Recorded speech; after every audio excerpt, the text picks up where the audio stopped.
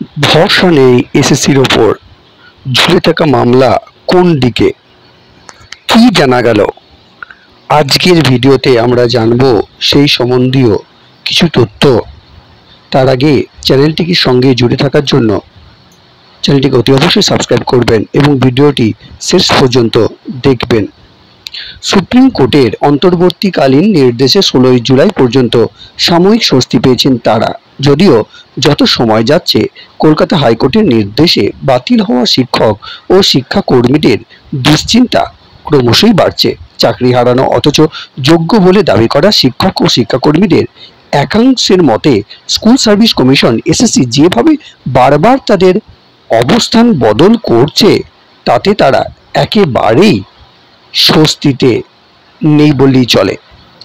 2016 সালের এসএসসির মাধ্যমে চাকরি পাওয়া মোট 25,753 জনের পুরো প্যানেল গত 22 এপ্রিল বাতিল করে হাইকোর্টের ডিভিশন বেঞ্চ। পুরো প্যানেল বাতিলের বিরুদ্ধে সুপ্রিম কোর্টে যায় এসএসসি। তাদের দাবি, সেফ বার প্যানেল থেকে 5,250 জনের বেআইনি নিয়োগের কথা ইতিমধ্যেই হাইকোর্টকে হলফনামা পেশ করে তারা জানিয়েছে। এসএসসি দাবি, পুরো প্যানেল কিভাবে বাতিল করলো হাইকোর্টের ডিভিশন বেঞ্চ?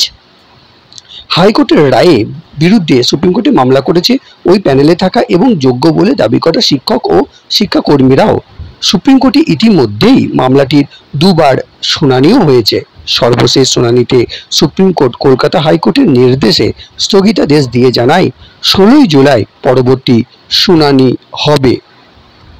ততদিন পর্যন্ত ওই প্যানেলে থাকা শিক্ষক ও শিক্ষাকর্মীদের চাকরি বহাল থাকবে। যোগ্য বলে দাবি করা শিক্ষক মৌমিতা সরকার বলেন, আমরা উদ্বিগ্ন। 16 জুলাই সুপ্রিম কোর্টের শুনানির দিকে তাকিয়ে আছি।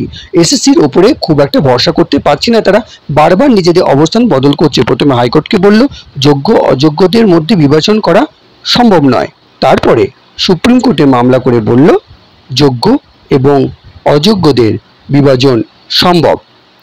এতদূর পর্যন্ত আপনারা অবশ্যই বুঝতে পেরেছেন, তাই চ্যানেলটিকে অতি অবশ্যই সাবস্ক্রাইব করবেন এবং লাইক করবেন।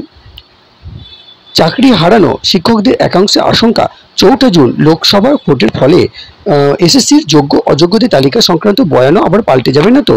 এখন আসন্ন ভোটের কথা ভেবে সুপ্রিম কোর্টে যোগ্য অযোগ্যদের বিভাজন সম্ভব বলেনি তো? মৌমিতার মতে যোগ্যদের তালিকা প্রমাণ সহ যদি দিতে হয়, যদি দিতে হবে, কারণ যোগ্যদের তালিকার মধ্যে যদি ফের কোনো অযোগ্য প্রার্থী ঢুকে থাকে এবং সেই তালিকা নিয়ে পরবর্তীকালে কেউ যদি ফের চ্যালেঞ্জ করেন তখন সেটা আবার বিচারাধীন হয়ে যাবে। আমরা কি সেই অনিশ্চয়তার মধ্যে পুরো চাকরি জীবন কাটাবো? আমরা চাই উত্তরপত্র বা ওএমআর সিট সহ সমস্ত কিছুর প্রমাণ সহ যোগ্যদের তালিকা দিক আমাদের স্কুল সার্ভিস কমিশন। আর এক শিক্ষক বৃন্দাবন ঘোষ বলেন, এখন স্কুলে গরমে ছুটি চলছে, স্কুল খুললে আমরা যোগ দেব। যেরকম আগে ক্লাস করতাম সেরকমই করব, তবে ফের এসএসসি অফিস অর্থাৎ সল্ট লেকের আচার্য সদন অভিযান করার কথা বলছেন তিনি।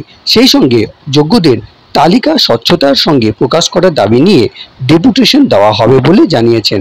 বিষয়টি বিচারাধীন বলে স্কুল সার্ভিস কমিশন কোনো রকম মন্তব্য করতে রাজি হয়নি। তাহলে আজকে ছিল এই নিয়ে ভিডিও। আবারও বলছি যে যারা যোগ্য অতি অবশ্যই তারা কোনো রকমভাবে চিন্তা সঙ্গে যুক্ত হবেন না এবং মনে বল রাখুন। এবং আবারও বলছি যে চ্যানেলটিকে অতি অবশ্যই সাবস্ক্রাইব করে রাখবেন পরবর্তী ভিডিওর জন্য। ধন্যবাদ।